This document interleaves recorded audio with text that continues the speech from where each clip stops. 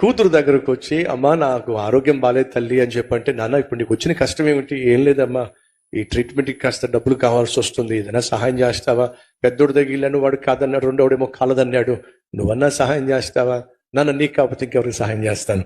గబగబా వెళ్ళి డబ్బులు తీసుకొచ్చి తన ముందు పెట్టి, ట్రీట్మెంట్ కోసం ఈ డబ్బులు వాడుకోనన్న, ఇంకేదైనా కావాలంటే చెప్పు నాన్న, నేను సర్ది పెడతాను అని అంటే, సంచి మొత్తం తీసి ముందు పెట్టాడు.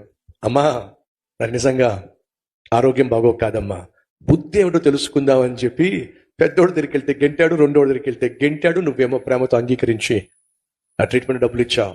అమ్మా బ్యాంక్లో చాలా బ్యాలెన్స్ మిగిలిపోయిందమ్మా, ఎప్పుడేమైపోతుందో నాకు తెలియదు కాబట్టి ఈ సంచి నిండా లక్షల రూపాయలు, కోట్ల రూపాయలు తీసుకొచ్చానమ్మా. నన్ను నువ్వు అంగీకరించావు కాబట్టి ఇదంతా నీకు ఇచ్చేస్తున్నా. ఆయన దగ్గర లేక అడగటల్లా మన బుద్ధి ఏమిటో తెలుసుకోవడానికే ఆయన అడుగుతున్నాడు. ఆయన దగ్గర ఉన్నది మనకి ఇవ్వాలంటే మన బుద్ధి ఆయనకి తెలియాలి. కృతజ్ఞత ఉంటే దేవుడు ఏం చేస్తాడు? ఆయన దాచిపెట్టిందంతా మనకిస్తాడు. అర్థం చేసుకోండి, ఆ తండ్రి పరీక్షించాడు అంతే. ఏ కొడుకు కన్న రుణం తీర్చుకుంటాడు? నాకు కష్టం వస్తే ఏ కొడుకు ఇస్తాడో చూద్దామని వచ్చాడు. పెద్దోడు కాదన్నాడు.